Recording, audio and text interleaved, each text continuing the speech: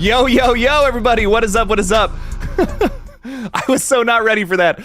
What's up, everybody? How we doing? Welcome to the KillJoy Jake YouTube channel. Tonight, we're talking a little bit about Friday the 13th, Part 2. One of my favorites, if not my favorite, in the entire franchise. I'm so excited to get into it with all of y'all. So what is going on? We got some special guests that we're going to bring on in just a second. But I do want to say hello to some of the wonderful people hanging out with us tonight to talk a little bit about Jason. Jason's like kind of first big outing too. I mean, he, gave us a little jump scare in the last one, but this is Jason ready to go in sackhead form. What's up, Paula? How's it going? Thank you for being a member. Appreciate you. Thanks for hanging out with us tonight, talking a little bit about Mr. Voorhees. RJ Skorenki is here with us too, saying, Sackhead Jason, not my favorite Jason look. It's one of the questions I got on my list tonight to talk about how we all feel about Sackhead Jason. I personally really like Sackhead Jason. I don't care if he's a ripoff from another movie. I think it's kind of cool, but nothing beats hockey mask Jason, right? Right, RJ? Come on. But welcome in, man. Appreciate you. Mary, how's it going? Gen V got a season 2. Hell yeah. Hell yeah. Hell yeah. Love to see it. I still have to... The new season drops tonight of The Boys, and I still have not really gotten through all that, which sucks. I got to make that happen, though, Mary. Erica, what's going on? Hey, hey. Howdy, hey. Howdy, hey. Welcome in, cowgirl. Appreciate you hanging out with us tonight, and thank you for being a KillJoy cult member. Thank you. Thank you. Dawson's Creek is with us. Howdy, hey. Hi. Hi, hi. Or Orion. Hi. Hello. Chow from Sorry I'm Cursed. Ooh, I like that. Getting spicy. What's up, Sorry I'm Cursed? Thanks for being a member. Same to you, Madison. Yo, yo. You don't got to scream my name, though. What's up, fella? How you doing? Are we doing watch parties anytime soon? I don't know. I don't know, man. Like, the watch parties were fun, but just didn't have not a whole lot of people were showing up for them. So I think we're doing these panel discussions moving forward. Ty Lee, what's up, Ty? How's it going? Literally just got out of In a Violent Nature. That is also a question for tonight's panel, which I'm really excited to get into. Loved it just as much the second time around. I got to do another watch of it, dude. I'm dying to see it again. It was fantastic. I loved it. And I love that it's kind of controversial. It's a polarizing film. Some people loved it, some people hated it. I like Screamin' Ice Cream. Part 2 is the second best Friday the 13th, right under the final chapter. Ooh. I go back and forth. Part 2 and Part 4 are my favorites, for sure. I like Screamin' Ice Cream. I'm not sure which one I like more, but Part 2 rocks, man. I'm excited to get into it. Macy's Bellboy, what's up, fella? How's it going? Who wore it better, Jason from Part 2 or Sam from Trick or Treat? Ooh, I never even thought about that. Sam from Trick or Treat does have that look, doesn't he? Ooh, we'll have to bring that up on when we get to the killer section of this too. I didn't even think about that. That's a great point. Awesome stuff. Chris Pike, yo, those shorts though, Jake. Part 2 highlight. Part 2 highlight. You want to see my shorts that I'm wearing? I'm so confused, Chris. I'm so sorry. It's been a long day. I saw Styx and Foreigner last night, and I was up until 3 in the morning. Two of my favorite bands ever, and they came to Cleveland last night. It was awesome. I didn't know about a watch party, or I'd have come. We'll do one. Maybe we'll do one in the future. I see a lot of people still talking about those. Johnny, what's up? You're a massive fan. I'm a massive fan of you. Thanks for being here, Johnny. Appreciate you a bunch. I will say hi to more people in a sec, but I do want to start introducing my wonderful guests who are just hanging out back behind the set as I bitch and moan about all our friends here. But anyways, let's bring everybody on. First, we have a familiar face who's been on the channel a couple times recently. We have Dylan from Splattercast. What's going on, fella? What's happening, my guy? Thank you for having me. Always a pleasure to be here on the KillJoy Jake channel. Thank you guys for embracing me and letting me talk more Friday the 13th. We love when you talk Friday the 13th. You always whip out some crazy facts about it. So I'm really excited to have you on again tonight. It's going to be a fun time, man. I'm excited. I do want to ask real quick, how are things going on the channel, if you want to talk about that just real quick? It's been busy, so we haven't posted a ton. Like last week, we literally had a video out every single day of the week. Like we just got inundated with screeners, and yeah, they all were doing okay. It just seems like they're just now picking up steam, more people getting around to it. A lot of smaller stuff, but it's given us a lot of time behind the scenes too to kind of work on some new projects. So I've got a new Scenes at Scarta's coming up, and a really big video coming out on Father's Day. It's a collab I've really been excited to get out. And yeah, so hop on over on Sunday, guys, and you'll see a pretty nice video. I had a great time shooting it, and it's been really good going back and piecing it together.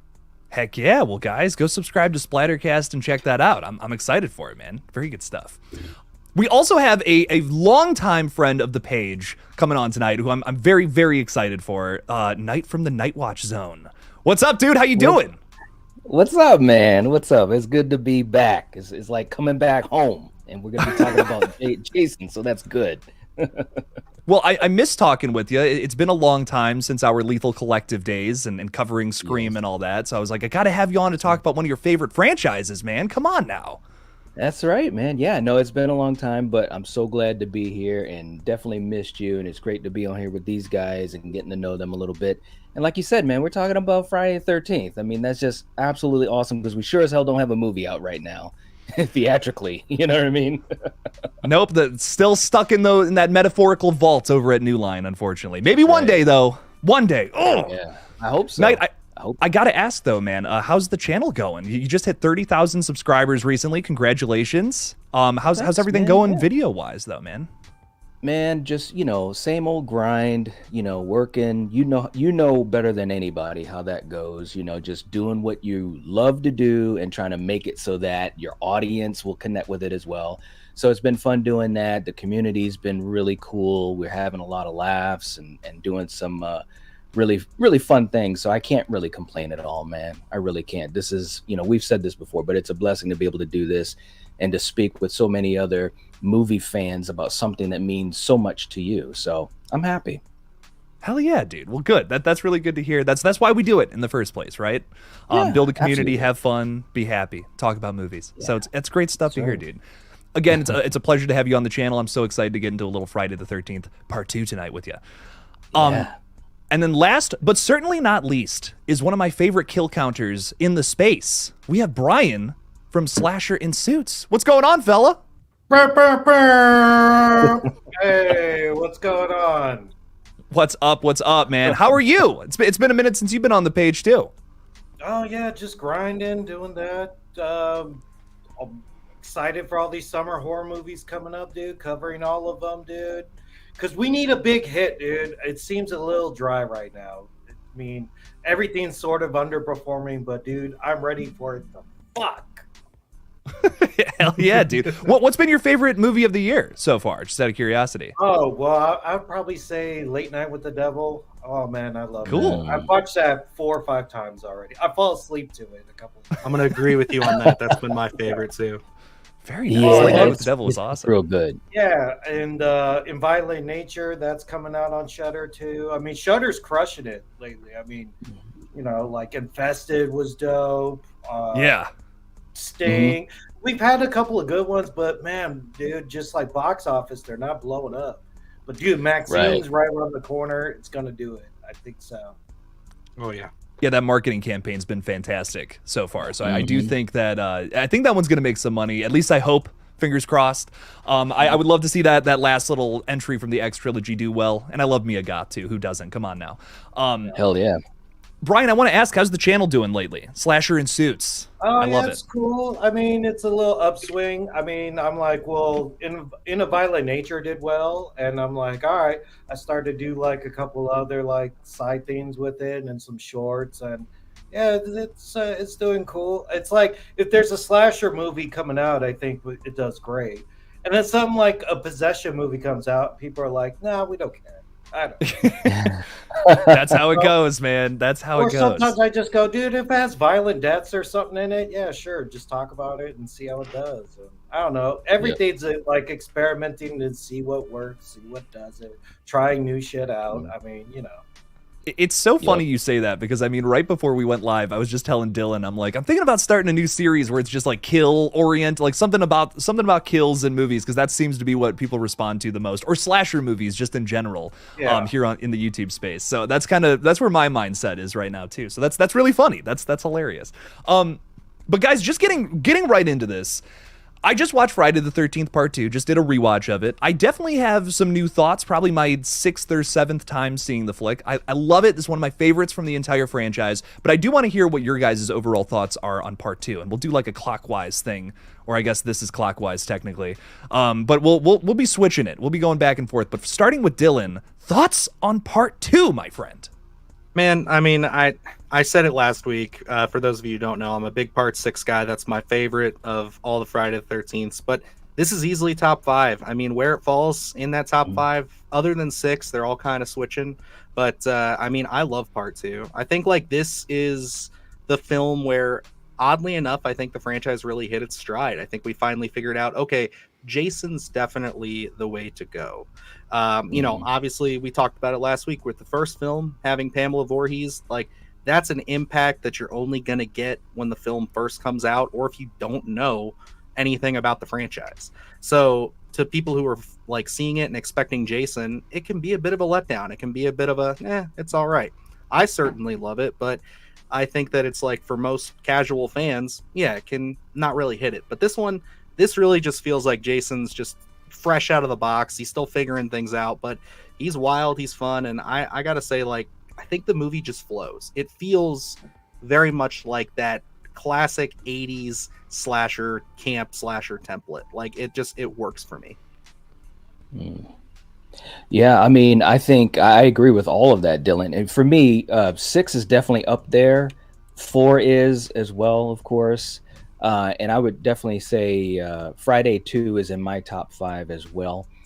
This is where Jason, I mean, this is the beginning of it, man. I mean, they definitely said, look, we're going to ride his coattails and see how far we go. And it was a big thing, I think, for the slasher subgenre. You know what I'm saying? It was someone that you could kind of identify and say, okay, that's the guy, he's coming after me. And it was scary as hell. I remember when I first saw this as a kid, it freaked me out. That sack head was crazy, you know? And I think that this movie had some really fun characters, had some really fun kills, and for me, my favorite final girl in the franchise. I mean, it's just I love Jenny so much. And you know, it's funny, I'm sure we'll talk about it at some point. It's funny because they did one thing that really kind of perplexed me in the very beginning of the film, but because of that, we had one of the best things I think we've had in the franchise. So it's just interesting, and that's what I love about Friday 13th as a franchise. What perplexed you? They killed Alice in like the first 2 minutes. That was like, what, we got any spoilers? The shit's 45 years old. Right? But I mean, when they killed her, I was like, what are we doing? You know, and by the way, Adrienne King is the coolest lady. So awesome. I love her. I got so many hugs from her at the convention. She's awesome. And I wish they didn't kill her, but at the same time, I'm so glad we got Jenny, because Jenny is fantastic. So it's a great franchise, man. Great franchise. And Brian, how are you feeling about part 2, man? Oh, you guys are underselling it. Top 3, sometimes 2. I don't know. I rewatched it for this, but man, I can't stop rewatching it now. I probably watched it like 2.5 times since just going like, oh, I'm gonna be on Jake's channel talking about it. Yeah, dude, it's great. I love all the backstory about it. It's the best level on Friday the 13th, the game. You know, it's exactly the car. You feel like that whole atmosphere, and you know, it set the template for all slashers really from the 80s. The sackhead look was cool. It's sort of funny, like it's just the one hole and reminds you of Django Unchained. Like you can't fucking see out of it while bouncing around. But yeah, I just love Baghead. The characters are so vibrant and everything. Like you just miss them when they die. Like, and it's like cold. Like you killed a handicapped dude. Like that's cold. Yeah, I know Leatherface did that in part 1, but you went like, man, I'm sort of rooting for that guy. Like he's already had it tough. But it's like mean-spirited here, especially. I feel is. I got a whole question about that later on. It is one of the most mean-spirited Jason kills I think ever. So I'm excited to talk about it. Yeah, that's like one of the ones you had to put in the video game in the single player thing. Like you had to sneak around because you know if you played the single player, it's like that video game Hitman. You got to go and assassinate a couple of people and use stuff in the environment. It's so much fun. I just love playing that part. But yeah, you definitely got to hack the guy in the wheelchair and you got to do the spear with the two people on top of each other. And they Oh, said yeah. they lifted that from Bay of Blood, right? So, Yeah. and then the Mm, director's yes. like, "No, dude, I don't know what you're talking about." Wink, wink. Yeah, what? Mm, Yeah. never But saw even that though movie Tom before Savini ever. didn't do the effects. The effects are cool too. I mean, Yeah. What didn't get cut out, of course. oh yeah. The uncut kills is even more awesome. Like just a couple more seconds with the needle with Alice, and Yeah. what's some more uncut kills that? Brian, you actually sent me this video as I was asking you to come on for the stream today, and I really do appreciate that. 'Cause some of this stuff I had not seen. It adds so. It's like usually like just a shot was cut out of a bunch of these different kills from what I had saw, like from the where they cut back in the old footage that was removed, and it adds so much. I mean, like you were just talking about the Alice death, you can see the part of the ice hook going through the other side of her nose, and it's like ooh, that worked really well for me. The spear kill, for instance, too. You see a little bit of blood spray out of the guy's back that was blown out, that was taken out of the final cut. It adds so much. It's great stuff, and I'm excited to get to all of that. But I do kind of want to chronologically go through these questions that kind of flow through the movie. I worked a little bit on these questions. Like I put a good 30 minutes into them. I want Let's get it. Let's just do it, man. Let's run right into it. But part two, the opening scene. Knight, you already touched on it a little bit with what you were talking about. This is a very iconic sequence for certain reasons, but it's also weird for some. Like, you know, you kill your final girl from the previous entry. You also take your time to explain what happened in the previous film. There's some cons, pros, lots of stuff going on here. Starting with Brian this time, though. What are your thoughts on the opening scene to part two? Well, killing off Alice was probably a good move. I mean, you didn't want to be the focus, and you're like, what happened to her? Of course, Jason's got to go and kill her first, you know? Like, but it just seems like, wow, they're really meandering with this because it's like 5 minutes pretty much. You got something in your eye there? Yeah, I think so. Oh, that's not good. No, I had like a sty or something like that, and then, yeah. But maybe it's my light or something. Oh, that's no good. Do you want us to? We can come back to you if you need a second. Yeah, come back to me. Okay, you're all good. Go take care of what you got to do, man. Knight, hit us with your thoughts on the part two opening. I do feel like you got a lot to say about it. Yeah, man. I mean, it's all right. First of all, let me just say I love the movie, and I love this kill. I love the scene. I love everything. But when you sit back and think about it a little bit, it's like Jason is hunting people wherever he needs to hunt them. He's going in their house and then obviously putting Pamela's head in the refrigerator, kind of like a calling card. Like, you remember this, you know? And so it's just funny how they kind of give him those characteristics so early in the film before he's really defined as, you know, Jason Voorhees, right? Yeah. I really love Adrienne King, and I have to agree with Brian. I mean, probably it was best to kill her off. I think being a young kid, it just kind of threw me for a loop because it was one of the first times I had seen that happen, you know, where the final girl, you know, the person you're invested in, the hero, gets taken out so quickly and effortlessly, you know what I'm saying? So that threw me for a loop. Again, credit to Adrienne. She's improvising that scene, talking on the phone with her mom and all that. So she's just adorable. But it was an effective kill. It was an effective kill, and it kind of set the tone because it's like, well, if you're gonna kill Alice, anybody can die because she was so smart and capable in the first film. So I think it probably was for the best to do it. And of course, like I said, that helped us to get new characters, especially Jenny. So it was a good scene. I enjoyed it. Yeah, I mean, go ahead. I was just gonna say, Dylan, your thoughts? Okay, I was gonna say, yeah, I agree. I think that this is one of the biggest shocks that I had growing up watching this series. Was just like, wait a second, you're just killing Alice? Like, what the hell? Because I saw the remake first, and like that was the one that made me a slasher fan, a Friday fan. And then I went back and I just watched everything else chronologically. So no, I didn't know that Adrienne King died. My dad did not prepare me for that because I watched him with him. And yeah, I was just a little bit like, holy crap, like what is going on with this? And as I've done my research and gotten into things, one of the things that I find very interesting is that Adrienne King did not know that her character died until she was on set. She was told that she was coming back. She had only gotten that one sequence from the script. She assumed that she'd be getting more later on. She shows up on set, and she just realizes, oh, wait a second, Jason's gonna kill me, and she's like, yeah. They're like, Jason's gonna kill you, and that's it. So she was just like, all right, whatever. And they didn't have a phone conversation scripted out. It literally in the script was just saying like, Alice is talking on the phone. And yeah, it was just like, wow, okay, so she just had to improvise all that and then just get an ice pick to the head. And then that was it for her in the franchise. She was a little bummed out by it, honestly. But she'd also been dealing with kind of a stalker situation after the first film. So she was trying to kind of stay out of the limelight a little bit and kind of go into more voice acting. Because, that was not cool. Not very good situation. That's a little funny, but like, well, if she's dead, the stalker's got to stop. Yeah, I guess that was the logic, right? Right. Yeah. Brian, how are your eyes, by the way, my friend? Oh, it's good. It's good. Okay.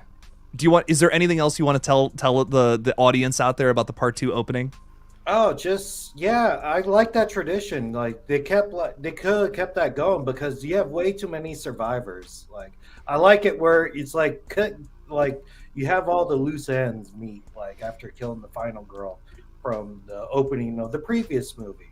But now it's like all these people like part 2, part 3, they seem to be all like going to the crazy house or something like that. Yeah. Like they're like, hey, you too? You saw Jason too? Oh, cool. Wow. So that's why I go like, yes, kill off the final girls, but I think Alice wasn't like Nancy to me or something like that. Like I was sad when Nancy died, but I go like Alice, yeah, sure. It just seems like, all right, that's the format. The final girls probably should die. Like imagine if part 4 opened with the death of the girl from part 3. They could just Chris. I don't know. I'd like to see that more. Like you just go like, oh, of course she's the one that chopped off the mom's head. So of course it would make sense for him to go kill somebody else first. He's got. And I think that's why it's like so much more like acceptable to like Friday fans. Is like it just makes sense. It's like Jason's his first kill. You got to kill the person that killed his mom. Like he's a mama's boy. You got to do it. Right. Can't let that stand. And it's revenge. Yeah. It's revenge, but it also like thematically feels like we're cutting ties from this original flick. Like, sure, we said that Jason drowned in the lake and all that. No, but now he's an adult that wears a sack on his head, and he's our killer now because we need a sequel, motherfuckers. You know what I mean? That's how this scene comes off to me, at least after watching it so many times. And it seems like that was the vibe on set from what I know about it. So it works for me. I don't know. It's fun. It's like this is a fun, campy way to continue the franchise. And I have a good time with it every time, dude. But speaking of which, and interestingly enough, the part 2 characters do kind of feel like the same people from the original flick, just obviously played by a different cast of characters. I think they're more interesting personally. I have a more fun time with these fellas than I do with the ones in part 1, but I am curious to hear what everyone else has to say, starting with Dylan, about our part 2 characters this time around.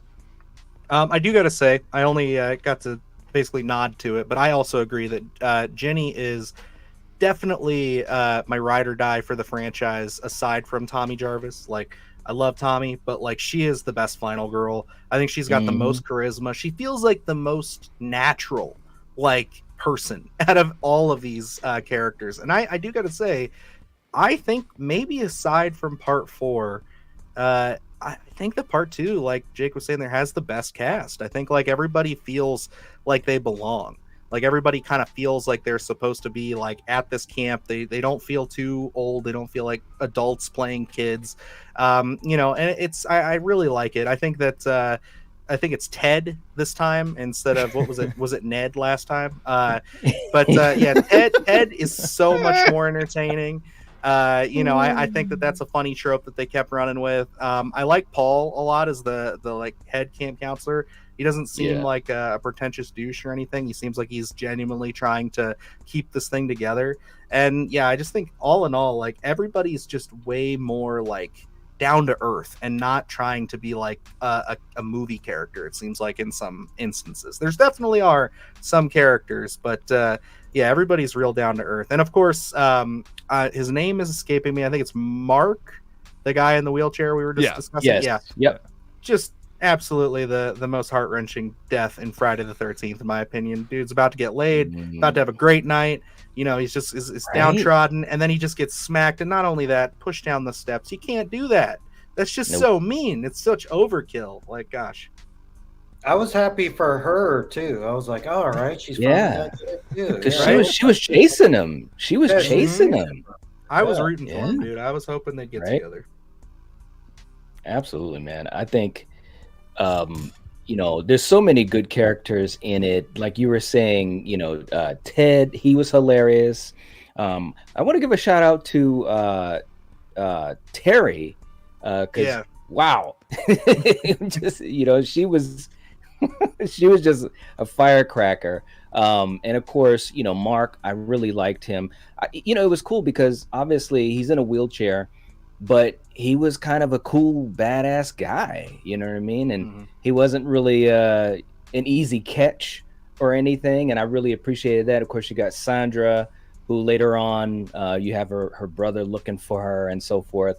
Who did Lauren Marie Taylor play? Is it Vicky? Vicky. Yes. Yeah, Vicky was the one going after Mark. Yeah, and she was really cool as well. She's a really cool lady as well, the actress. So it was a lot of fun characters, man. Violent Nature, right? She's the girl at the end. Yeah. Yes. Yep. So it's a lot of really cool characters, and like you were saying, Dylan, I think that Amy Steele, she's had it. You know what I'm saying? Like I remember the first time I saw it, I just instantly just gravitated towards her. She was interesting. She was so smart. And of course, in the finale, I mean, wow, you know, that was just so amazing. So yeah, this movie definitely has kind of the similar vibe of characters, but I think they're more likable almost all across the board. So that's a good thing when you're talking about a sequel in the 80s. Absolutely. Can't say that too often. It's true. It's true, man. It is so true. And Brian, your thoughts on these cast of characters that are just kind of meat bags for Jason, but some of them are kind of interesting? Just love them. I had a crush on like each new one. I go, oh, the butt girl I had a crush on. And then you saw her get naked. That was pretty cool. And and the girl, Vicky, was chasing that guy. And you're like, oh, yes. And then, you know, like I saw this as a boy. So growing up, you're like, oh, yeah, I love those forward girls. I love them. Oh, my God. Just all the characters were cool. You didn't mention Crazy Ralph. No one was Crazy Ralph. So I forgot to, dude. Yeah, I was like, no. So like, oh, he's a leftover. So they killed Alice, and then they killed Crazy Ralph right away. So they're like, nobody survives from the first one. Can I just say in my notes, I have a whole thing that says justice for Crazy Ralph. Yes. They killed him off too soon. I don't know why. Yes. I think he should be in every single Friday the 13th movie, personally. That is my one thing I could change about the franchise. Yeah, he was peeping on him, right? Like a little bit like, run over here. Yeah. They didn't believe me. I love that. That's my favorite line this whole movie. Yeah. He was great. I believe he's on a checklist of some type. I'm trying to figure out how he's going to get in their closet or cupboard or whatever it was from the first one. Like, Right. He's still been on a list after the first movie. mm-hmm. He should be. He absolutely should be. Yep. Real quickly before we move on, before I talk about my character thoughts here, Jason, one of our members, is saying Ginny is the all-time best final girl ever. Ooh, Damn, ever. I don't know. I mean, she's Over up there Jamie for Lee, sure. over Nancy. But- That's bold. Over Sydney. Yeah. Over Sydney. these are some hot takes, but I dig it. Ginny's great. I mean, she's up there for me personally. I love it, Jason. I love the love for Ginny. Some good stuff. And Paula Fitzhenry also has a question for the panel. What is a defining moment for part 2? And before you answer that, I do just want to say justice for Crazy Ralph. And I think we pretty much covered everything else. But yeah, I also love Vicky and Mark as a couple. Wish they could have gotten together at some point. And I'll shut the fuck up. Defining moment for the panel. Brian, we'll start with you. What's a defining moment from this movie for you? Maybe the head in there. You're like, that's the last time we see Pamela Voorhees, and it's a leftover from that. And it's a big part of the video game. That's where Jason starts off at every video game. So that shack and like basically the video game's mostly about part two. Like Yeah, yeah. there's no everything's the basis of part two because he lives in that shack. It just answers so many questions. Even they have a shack and the violent nature and all that. So him living in the shack with the mom head and the candles, they even brought that back for the remake pretty much. Like, yeah, it's just great. And how the mom, he sort of and how she defeated him too. It was Yes. so great. Like I love it how they use like the psychology against their own slasher to beat him because he's all confused and stupid. Like, whoa, is she my mom? Is she my mom? I don't know. I'm confused until his one eye. He did a lot of acting just with the one eye too. Yeah. Because you saw Yeah. it like light up as soon as he saw that head. So it's just shot beautifully and everything, and the psychology around it.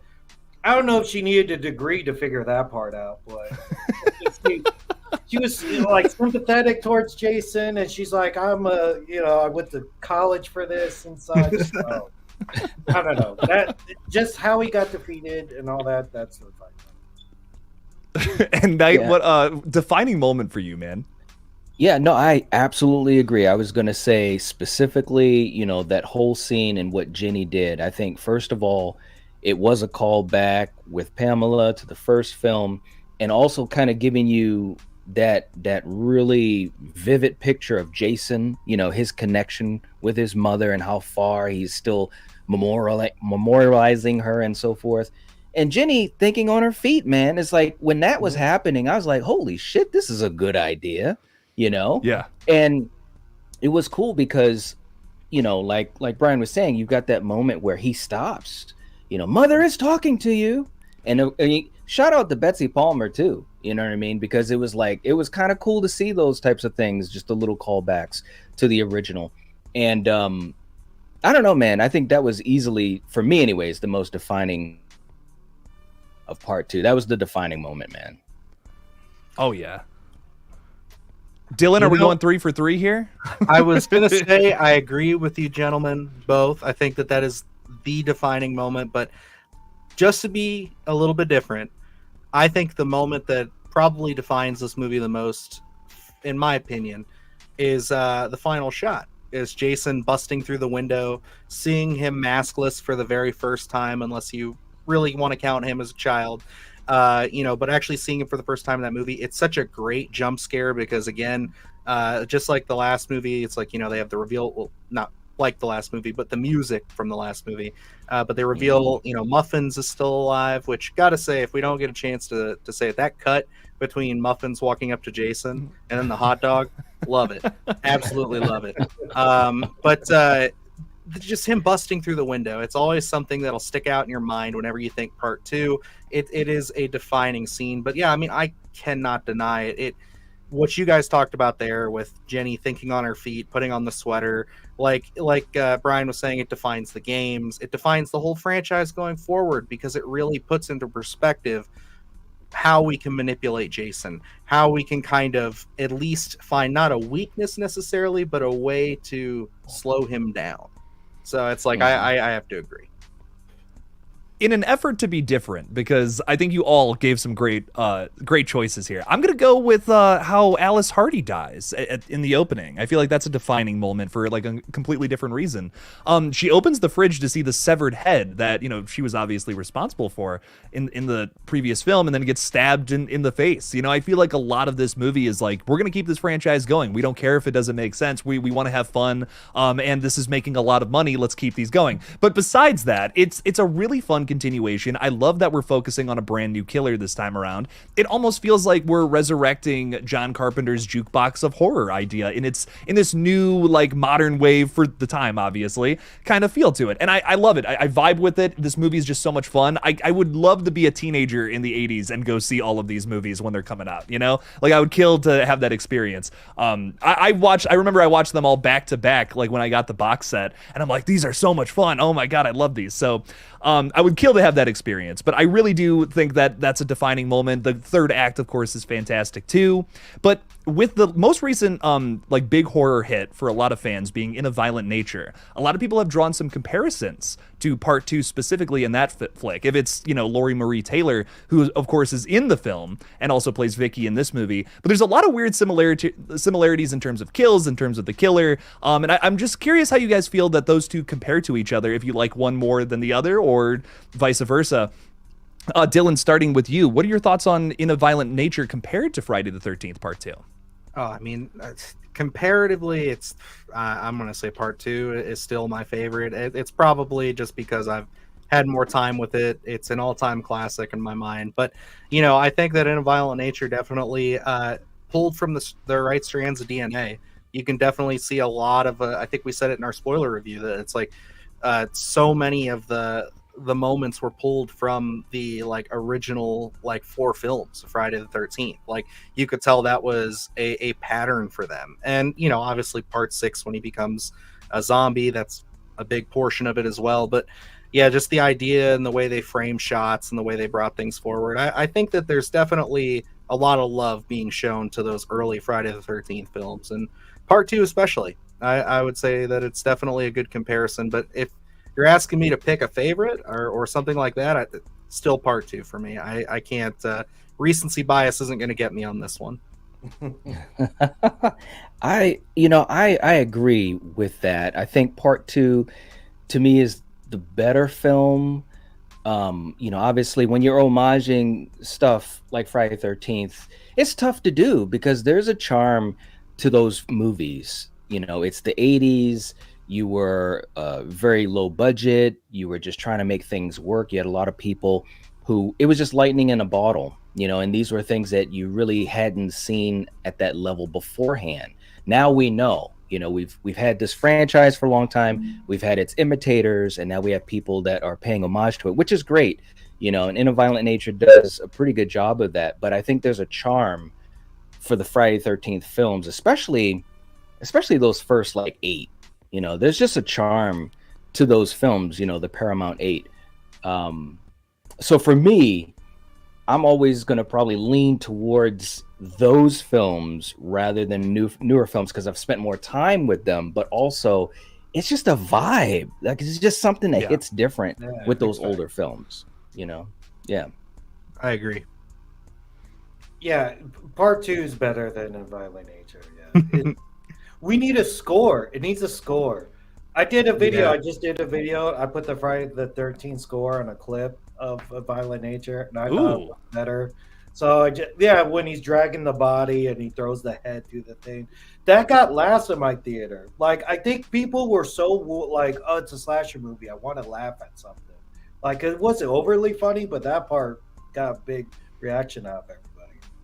But yeah, I think if they do a sequel, they need to step up a little something and do a score. And I just like read an interview with the director, and he's like, "Yeah, we did the body when we turned her into a pretzel and threw her down the cliff. She was supposed to fall all the way down the cliff, but we didn't have the budget. We're like, who's gonna get that thing? Fuck it, forget it." You know. So hopefully to get a bigger budget and do a part 2, but. Yeah, this is the best example of one of those POV slashers. Oh yeah.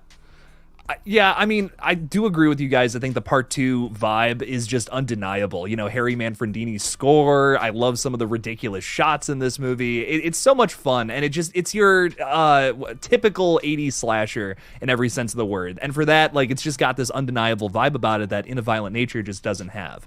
I will say, I think I like the kills better in a Violent Nature. I'm even going to go so far as to say I'm a little more invested in Johnny as a killer than I am Sackhead Jason, which is probably a hot take. I know. I really like John. I'm a big fan of Johnny. Yeah, but man, I mean, nothing beats that score. Nothing beats the way that this one is shot. Because it does have that like campy low budget vibe to it that I love. So I don't know. I think both elicit a different emotion, which is really interesting considering that one is very inspired from the other. So I vibe with it. I vibe with both in very different ways. But speaking of our killer, we have Baghead Jason, a controversial choice because it is kind of a ripoff of The Town That Dreaded Sundown, but it's also kind of cool, like we were talking about earlier. And I'm just curious what everyone's thoughts are on Baghead Jason, because of course he doesn't get his iconic hockey mask until the next film. Starting with Brian, what are your thoughts on old Baghead? Well, Baghead, he's the most human one, right? Because he's running. He's not as cerebral. He's setting traps, like he set that rope trap for that dude. I mean, yeah, but he's more vulnerable too. Like he was just standing on a chair with a pitchfork and then finally collapsed. He's a little bit more clumsy. He took a chainsaw to like the arm. I mean, that could have just like killed him flat out.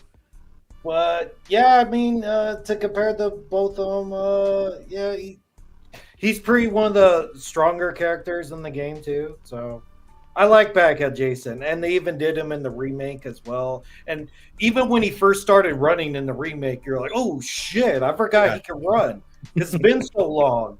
So yeah, just him. It's like, yeah, he's a scary person to deal with. But even Paul squabbled with him a bit.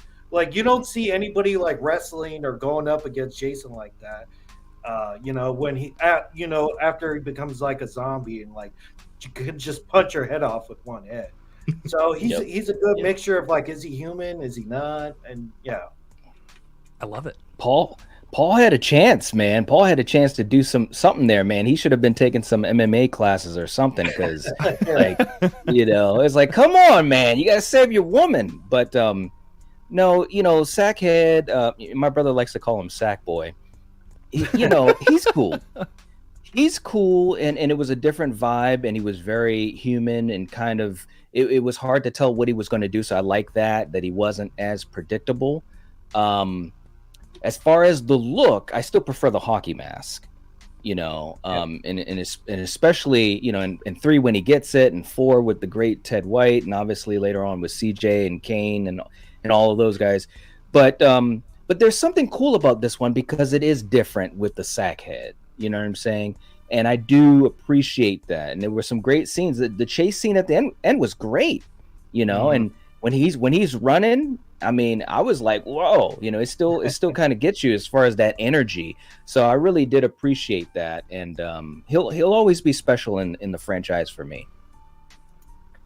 Yeah, I mean, I definitely agree with you guys. I like that Brian brought up the remake, because I was going to say, this might be a hot take. I prefer the Sackhead look in the remake. I think that it looks way more badass. But that being said, I really appreciate the Sackhead look in here. And I think the major reason why I do is, and again, I'm sorry, it's hard for me not to talk about this franchise as a whole, because it's my horror franchise, one I love so much. And I love that we see a progression, because you don't see that with like a lot of, slasher villains. We don't get that. Like Michael, yes, he has different masks because of rights and other things and things not being able to be recreated, but that wasn't intentional. Like Michael's mask, for the most part, has always been the same. And so, Leatherface, sort of, he's got different faces, but it's the same design. I love that we get a sack head and then we graduate to the hockey mask. It's kind of like you're watching this killer like take his first few steps and kind of get his way up to what he becomes, and it's an icon status. And I still love it. I still think that it's a great take, whether it's lifted from The Town That Dreaded Sundown or not. Again, when I first saw this, I had no clue what The Town That Dreaded Sundown was. So for me, the Sackhead was always originated from Friday Part 2. And I was in the same boat, Dylan, interestingly enough. I remember coming on stream like maybe a year ago, and y'all can go back and find that stream and make fun of me. I don't care. I was like, oh man, I love Baghead Jason. Like, why didn't they stick with that? Like, that might be a hot take, but I just have always thought that was scary. And someone was like, actually, another movie used it before. And I'm like, well, now I feel like an idiot. Damn it. But I love it. I vibe with it. It's creepy. Just the one eye hole. It's like, Brian, you were saying earlier, you're like, he does a lot of acting with that one eye, because that's really the only part of his face you can see, and I totally agree. It's like it feels human for that reason. I love it. I've always loved Baghead Jason. I think it's sick, but there's no denying that. Come on now, hockey mask wearing Jason is the best. It's the most one of the most iconic looking slashers. It's been parodied in everything from The Simpsons to God knows what else. Come on now, like we love Jason. We love Jason with the hockey mask. Does But his other eye work? Because it's all lazy and over here, right? Like, I'm pretty sure it's like milky. At least in the remake, Yeah. they commit to it being milky and like you can't see out of it. So. yeah, That's right. So I that's like why that. it's just the one eye. Mhm. and see, it makes sense. It's practical. If you got That's the two right. eye holes, it doesn't make sense. Yeah, I don't know. More reasons to love Sackhead Jason, man. Then he's just the guy from The Strangers, whatever Scarecrow makes. Mhm. That's right. Oh, don't get me started on that rant. I'll just go on and on about why are they calling him Scarecrow now? He's Man in the Mask. What's going on? Yeah. But talking about our killer, we can't just skip over the fact that he does kill. So what is your favorite kill from Friday the 13th Part 2? Because there's a lot of good ones, and I can't remember who we started with last time, so whoever just wants to go first. I'll just take it off the Run it. rip here so I can claim it. It's probably Mark. I mean, we've talked about it a lot, but even though it's the saddest, it's the most brutal kill I think in the entire film. But yeah, I won't say any more because I don't want to mention everything. But yeah, that's where I'm gonna go with it. He got like the Street Fighter death, like right, Yeah. Like that was great.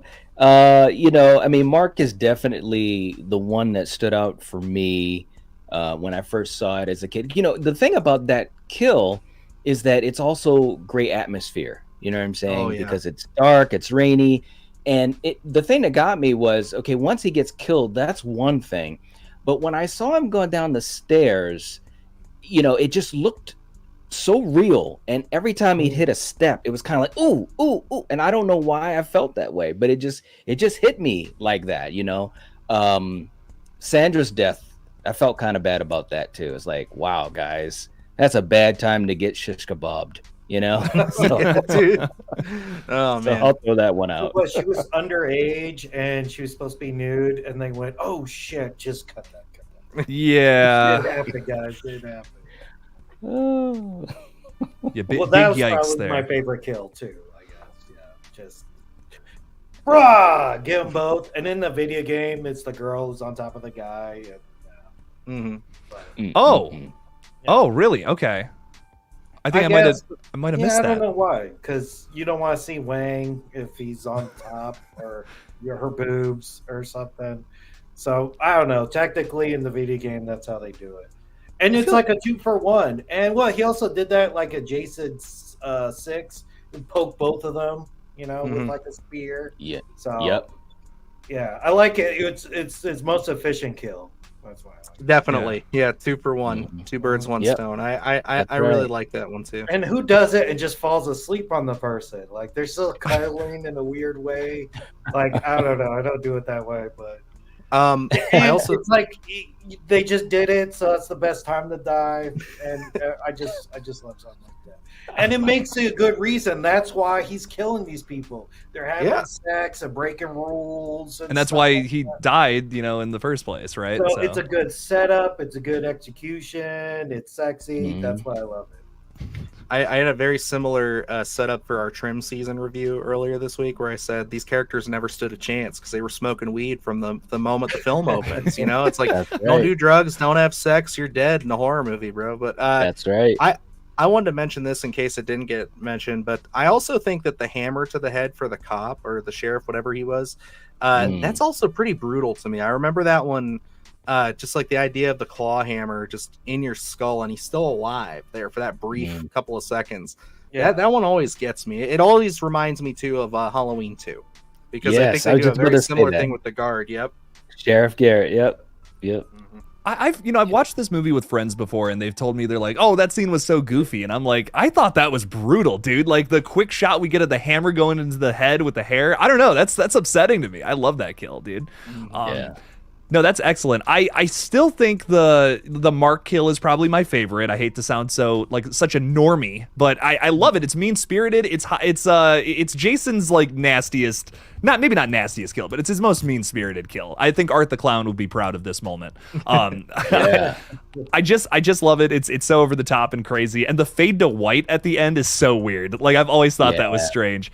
I wonder if that's really a guy in the wheelchair falling down those stairs, and maybe that's why they had to cut it. But I don't know. I've always wondered about that. I wanted to bring that up. Yeah, use a dummy, right? Just Yeah. a- I was just about to say, I don't think. Dummy. Yeah, I It thought kind of was looks like it's a dummy. person, but I don't know. Maybe it's just me. It could be a dummy.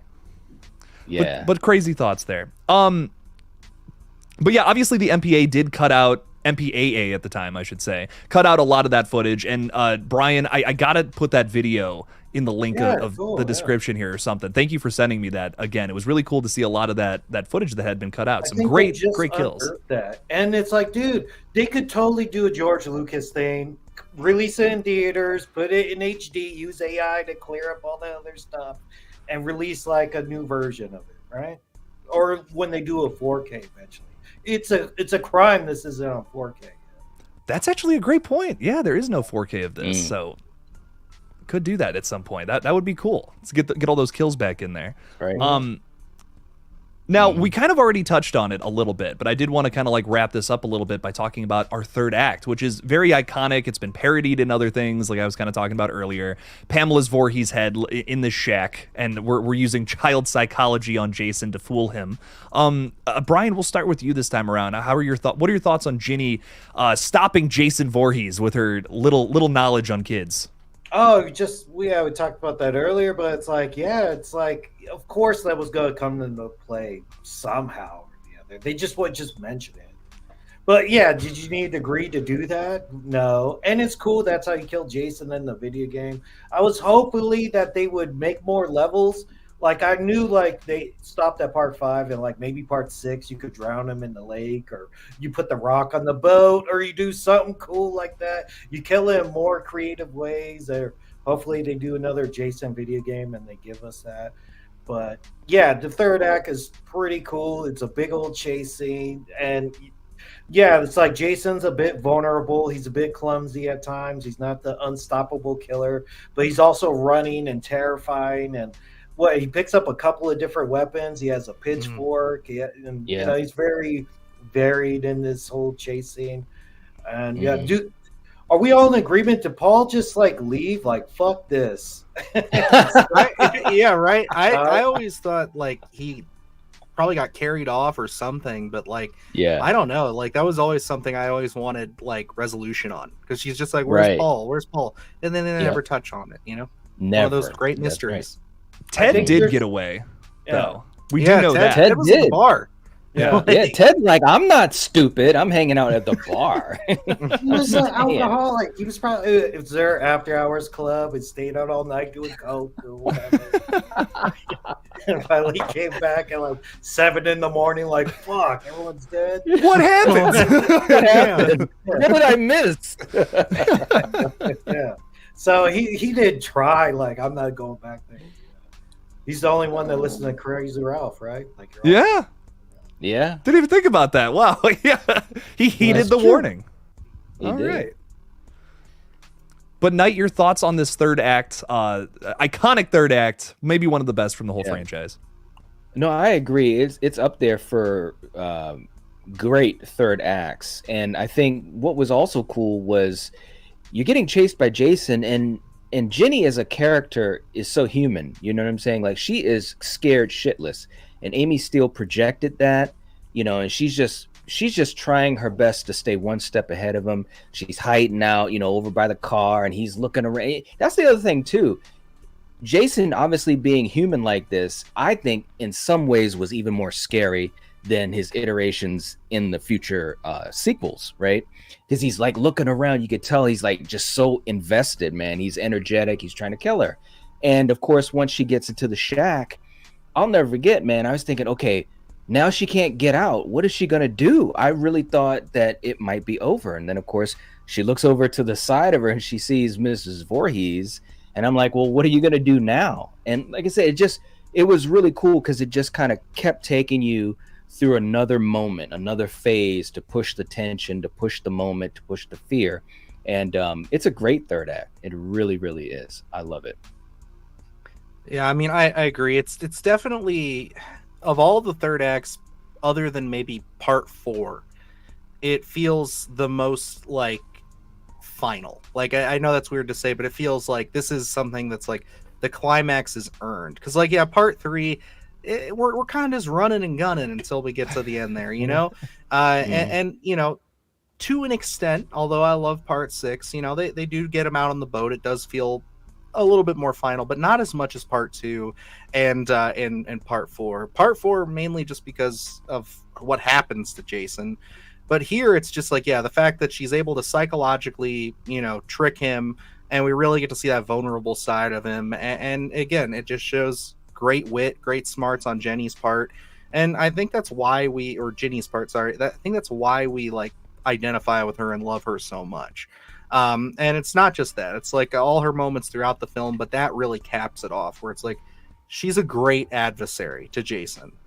Yeah, that's a good point. She really is. Mm-hmm. Yeah, and Scott's also throwing some love out there for part two, which Dylan, it seems like you and Scott might be in agreement here. He loves we're Friday best part buds. two. There, there you go. Favorite is Friday part two alongside part six. Hell yeah. I'm excited to get to part six at some point in this little series we're doing. It seems like that's the one that typically most people say is their favorite, and I'm excited. I'm excited to break it down. That one's a lot of fun too, man.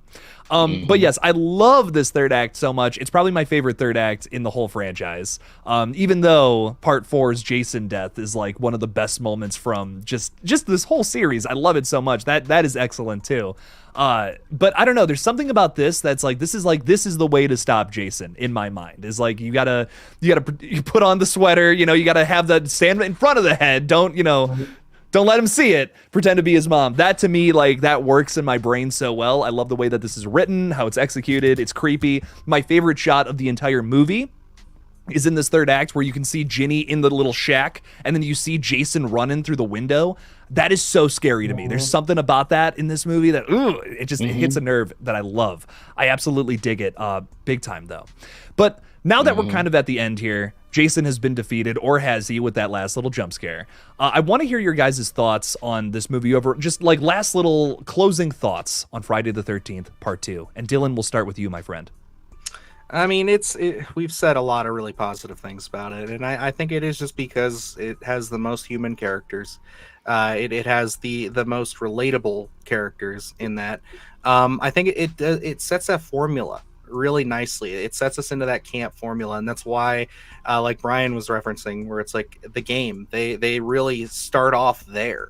And it makes the most sense because it's a great jumping off point for the series. Knight said that, you know, this is kind of where it all starts, and I agree with that entirely because, like, yeah, I think I said it last week, you could watch the first film almost as a prequel to this. Like, after you watch 2, you could go back and watch 1, then you have the backstory, but you don't need to watch the first one if you just start with part 2 and then go forward, because yeah, this is Jason's intro. This is him kicking down the door and saying, hey guys, I'm here to become a horror icon.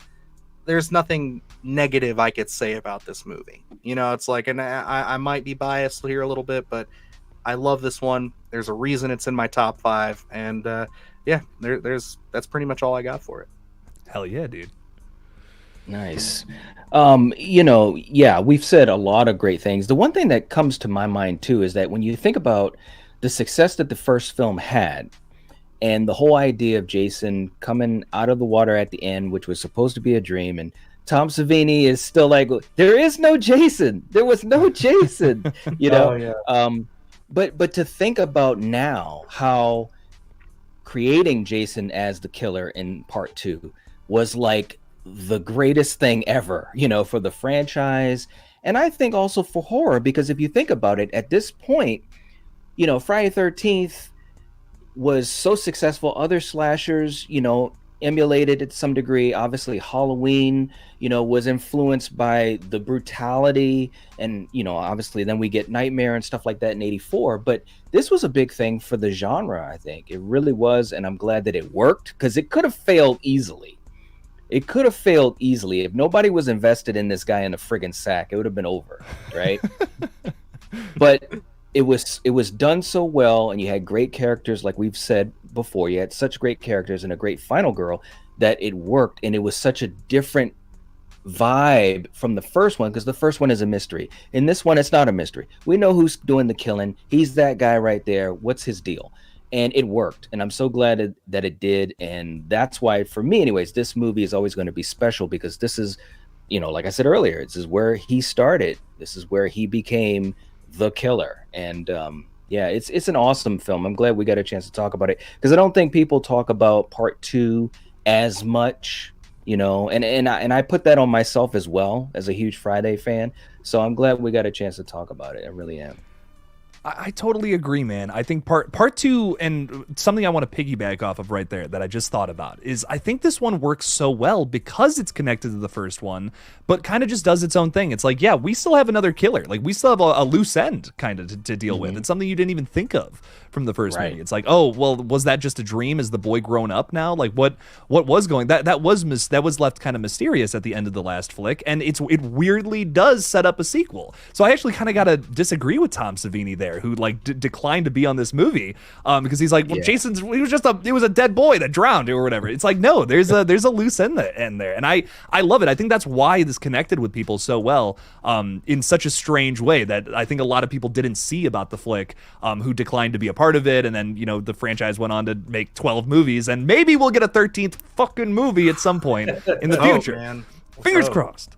Brian, don't we thoughts not though? see even Sackhead Jason for a bit? It's still like, oh, he just stabs her. Oh, we just see the machete kill the person hanging upside down. We don't really see, because so you're like, whoa, is this a kid? What is this? You know, like, I think we don't finally see full Sackhead Jason until Vicky pulls his sheet and he's underneath the sheet or something like I think you're Yeah, right. Like, sets that's up- so deep into the movie. Like, we're not even sure what this dude sort of looks like. We see his shadow, we see his legs. I think the cops saw him run across real quick, and that's like the best glimpse we got of him so far. So we could piece together something, but still very much a mystery. But yeah, the whodunit part, I guess they went, now forget that. Let's not do that. And we know who this is, but it's still sort of mysterious. And then if we do get a payoff, he does take off the mask. We do see a maxless. Yeah. And I like the transition. Like, well, I think Jenny took off his mask, and I think it's like tainted after that, right? Like, dude, it's no good if someone takes off my mask. And because then he doesn't discover the mask until Shelly puts it on in the next one. So he's just going maskless for a little bit. He's raw dogging out there. He's raw dogging it. I love it. Until he's like, all right, let me put on the mask. But yeah. Safety first. Right. Yeah, but part 2, it just lays the groundwork for everything else what slasher should be. And just, you know, and all the cliches actually start with this movie as well, too. Yeah. The counselors. So, yeah, there is no 80s slasher without this one. Oh yeah. I love this movie so much. I mean, you know, from Sackhead Jason, some of the crazier characters this time around. I still just want to say one more time, justice for Crazy Ralph. Bring him back. If you make a new movie, I want another Crazy Ralph. I don't think it'll be the same without the same fella, but God, I would love another one of those in this franchise. It'd be so fun. I don't know. There's a lot of Crazy Ralph's in different movies, like Cabin in the Woods. That guy was like, yeah, it's like a total homage. He was hilarious. Like, you're doomed. Yeah, he was hilarious. Get out of town. In the Strangers Chapter 1, there was a whole town of everybody was Crazy Ralph. I know, everybody. Like, what is going on here? The waitress, the owner, everybody was crazy. The I was kind of mechanics. waiting. Yeah, I was kind of mechanics. waiting for a Crazy Ralph like archetype to show up in a Violent Nature. Like, I thought we'd at least get a reference to that because of how much like they were hyping up how like similar it was to Friday the 13th. I'm like, we're gonna have some crazy old man in here at some point, but like no, they didn't go that route, but could do more. We'll see. Maybe part 2. Maybe they have it in there. Fingers crossed, man. Come on, justice for my boy Ralph. But guys, thank you so much for joining me to talk a little bit about Friday Part 2. One more time, let's go around the table here and talk a little bit about your guys' channels. Brian, we ended with you last time, so why don't you start? Oh, sure. Yeah, I do kill counts. I'm trying other video formats, usually slasher films. I just did like, I finally saw Michael Myers get hit in the axe with Halloween Resurrection. I didn't know that was the alternate ending. I put a video up about that. So a bunch of slasher movie, horror movie stuff, all the new horror movie stuff I'm going to be trying to talk about. Put up some cool kills and such. So yeah, that's pretty much what the channel's going on about. Very nice, very nice. Well, subscribe to Slasher in Suits. Night Watch, Zone, how you doing? Hey man, you know, we're just having fun and just talking about whatever we want. Usually it is horror, obviously, you know, 85% of it is horror. Every once in a while we'll kind of venture to some other stuff, you know, like Planet of the Apes or something like that. But no, we're having fun, and especially with a lot of the old school stuff from the 80s and the 90s. It's always fun to kind of go back to those things and see if you notice anything different. So obviously, you know, I love doing that. Obviously new things that come out, you know, I definitely like to talk about that. Again, Late Night with the Devil, I agree with you guys, was fantastic, and one of those films that really took me on a ride. So but yeah, you know, trying to stream, you know, every week and putting out some stuff here and there and having fun, man. Hell yeah, dude. Very good stuff. Awesome. And Dylan? Yeah, I mean, Luke and I are constantly at work trying to kind of get ourselves some fresh new series, just something that we can kind of give Splattercast as like kind of its own thing. You know, I have Scenes That Scarred Us that's working right now. I'm working on an episode of that's pretty crazy. It might change the entire route that I take to do this. So I'm excited to get that out to you guys. But we have a couple of new ideas. I was just telling Jake a couple of things that I'm trying to do. We have a video coming out tomorrow, actually. I'll just say it now, where we're going over summer horror essentials. Just kind of going through a list of just 10 movies that we thought, hey, if you're wanting to watch something horror this summer, here's something that's a little bit, we go through like some classics, some big boys. We go through, you know, some off the beaten path gems that maybe you don't know about. So I thought that was a lot of fun. So I really want to do more of that. But our main bread and butter is just reviews, man. We're really blessed to get a lot of screeners.